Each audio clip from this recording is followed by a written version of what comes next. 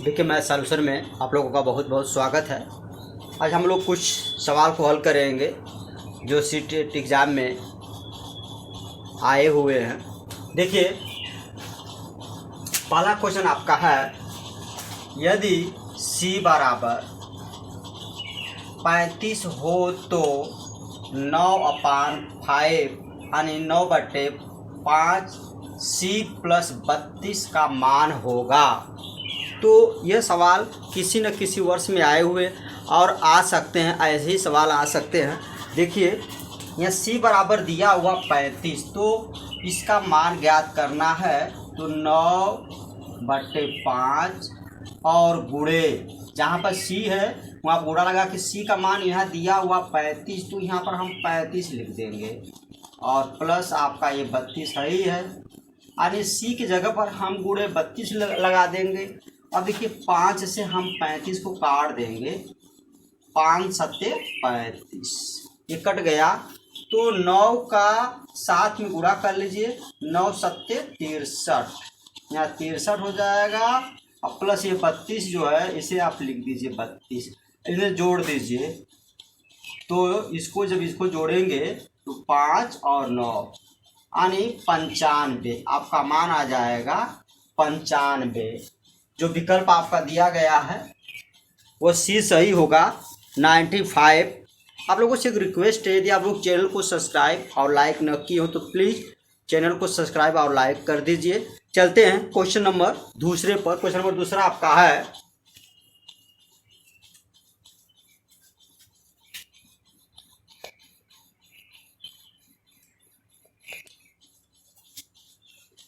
तो दूसरा क्वेश्चन आपका है, एक समकोण त्रिभुज का एक कोण 45 अंश का है, तो त्रिभुज का तीसरा कोण क्या होगा? विकल्प में दिया। देखिए, एक समकोण त्रिभुज, पहले आप एक समकोण त्रिभुज बना लीजिए समझने के लिए। एक समकोण त्रिभुज सीधा होना चाहिए, आपका लाइन एकदम सीधी होनी चाहिए, आधार होना चाहिए। तो ये तो आप जानते हैं, ये समकोण त्रिभुज ये 90 अंश का, कितने का है? यह 90 अंश का है। ये पहले से ही समकोण है, समकोण मतलब 90 अंश का ये है। इसमें से एक कोण यहाँ पे दे दिया है 45 अंश का। तो दो आपको पता हो गया, यह 90 अंश का, यह पहला हो गया, तो ये तीसरा हो जाएगा। पहला, दूसरा, तीसरा। तो तीसरा आपको नहीं पता है तो इसको x मान लीजिए। और आप जानते हैं कि तीनों कोणों का योग 180 अंश होता है। तो अब हम इन तीनों को जोड़ लेंगे, यानी 90 + 45 + x बराबर 180 अंश। ये तीसरा कोण ज्ञात करना है, x का मान। तो x बराबर हो जाएगा 180 माइनस, ये दोनों जोड़कर इधर हम 75 करेंगे, घट जाएगा, ये हो जाएगा, जोड़ेंगे तो हो जाएगा 135 और घटा देंगे तो हो जाएगा 45 अंश, यानी इसका मान भी 45 अंश आ जाएगा तीसरे का, क्योंकि यह समकोण त्रिभुज के 90 अंश का हो जाएगा और ये दूसरा कोण दिया हुआ, एक कोण दिया है 45 अंश। तो तीसरा का कोण आपका हम 180 में से इन दोनों कोणों को जब घटा देंगे तो तीसरा आपका आ जाएगा, क्योंकि समकोण त्रिभुज या कोई भी त्रिभुज का तीनों कोणों का जो मान होता है वो 180 अंश का होता है। तो इसी क्रम में आपका क्वेश्चन नंबर तीसरा, चलिए तीसरा है आपका,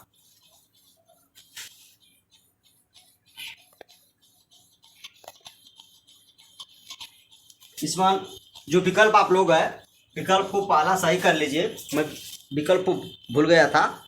इसमें जो आपका ये सही होगा 45 अंश। चलिए क्वेश्चन नंबर तीसरा आपका है, देखिए क्वेश्चन आपका तीसरा कह रहा है कि कोण BYZ का मान होगा, यानी BYZ, इसका आपको मान ज्ञात करना है। ये तो दिया है, ये भी दिया है। तो आप जानते हैं कि यह ऋजु कोण है, ये पूरा कोण 180 अंश का है, क्योंकि ऋजु कोण जो होता है 180 अंश का होता है। तो इसे आप x मान लीजिए, माना यह x है, तो तीनों को हम जोड़ लेंगे, 60 + 60 + x अंश। तो जानते हैं यह यहाँ से लगा के यहाँ तक आपका 180 अंश का होता है, तो हम 180 अंश का लिख देंगे। अब इसे जोड़ लेंगे, ये हो जाएगा 120 + x अंश और बराबर 180 अंश। तो x का मान निकालना है तो x बराबर हो जाएगा 180, इधर जाएगा तो माइनस 120, घटा दीजिए हो जाएगा 60। यानी यह जो भी ये भी 60 अंश का होगा, ये भी आपका 60 अंश का होगा। देखिए 6 छः 12 6 18 180, तीनों का अगर जोड़ दिया जाए तीनों मिलाकर 180 अंश हो जा रहे हैं। तो विकल्प ए सही होगा, विकल्प आपका ए। चलते हैं इसी क्रम में क्वेश्चन नंबर 14 पर। क्वेश्चन नंबर 14 आपका है, देखिए क्वेश्चन नंबर 14 आपका है, किसी घनाभ के सिरों की संख्या कितनी होगी। विकल्प में दिया है यहाँ पे, तो सबसे पहले हम देखेंगे, हल करेंगे, उसके बाद ही विकल्प में लगा पाएंगे, जान पाएंगे। तो एक सबसे पहले आप लोग ये घनाभ बना लीजिए। ये घनाभ बन गया आपका, ये तो आपका आयत है, ये हो जाएगा आपका घनाभ। अब देखिए इसमें तो चूंकि 4 ऊपर है 4 नीचे है 4 इधर है, तो ये हो जाएगा 8 12 भुजा होती है। लेकिन ये कह रहा कि सिरों, यहाँ कह रहा सिरों की संख्या, तो ऊपर और नीचे, तो ऊपर देखिए 1 2 3 4 और नीचे 1 2 3 4, तो 4 4 8, यानी कुल कितने होंगे भैया, 4 ऊपर और 4 नीचे बराबर हो जाएगा 8। यहाँ सिरों की संख्या पूछा जा रहा है, तो सिरों की संख्या आपकी हो जाएगी 8, जो कि विकल्प आपका सी सही होगा। अगर सभी पूछ रहे हैं सभी भुजा, तो यहाँ पर 4 और जुड़ जाएंगे, तो हो जाएगा आपका 12। तो सिर्फ सिरों की संख्या पूछा गया है यहाँ पे, इसलिए यहाँ पर 8 होगा। चलते हैं इसी क्रम में क्वेश्चन नंबर 5वें पर।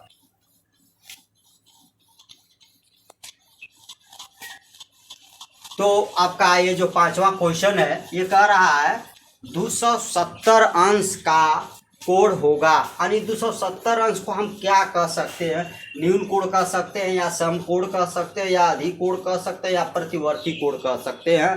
तो देखिए जो 0 से और यह आपका 90 अंश से कम होता है, 0 से 90 अंश से कम होता है, तो यह आपका न्यून कोण होता है, न्यून कोण, न्यून कोण।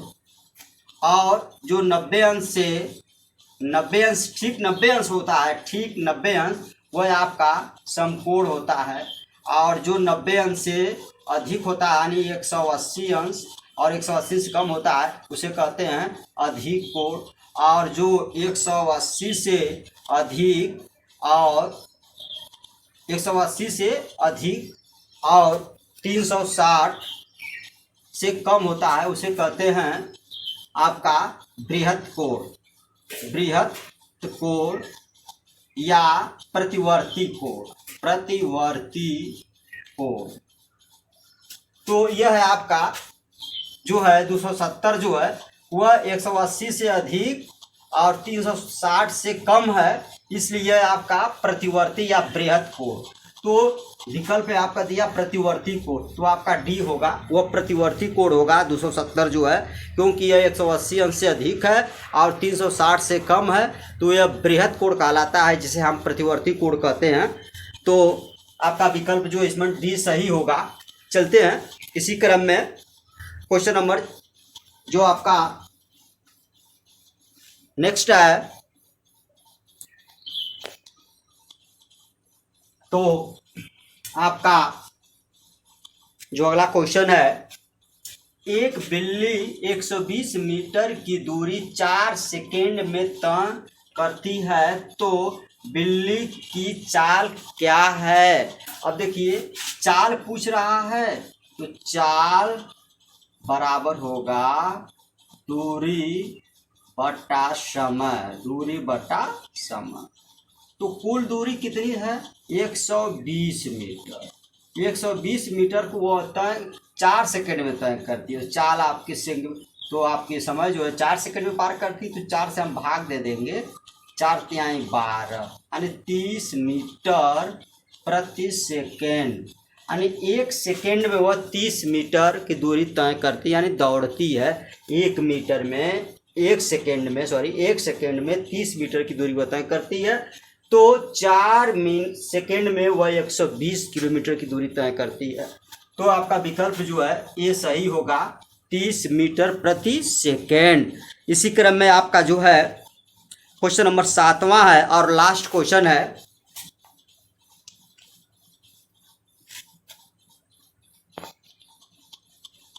देखिए क्वेश्चन नंबर आपका 7वां है, एक समकोण का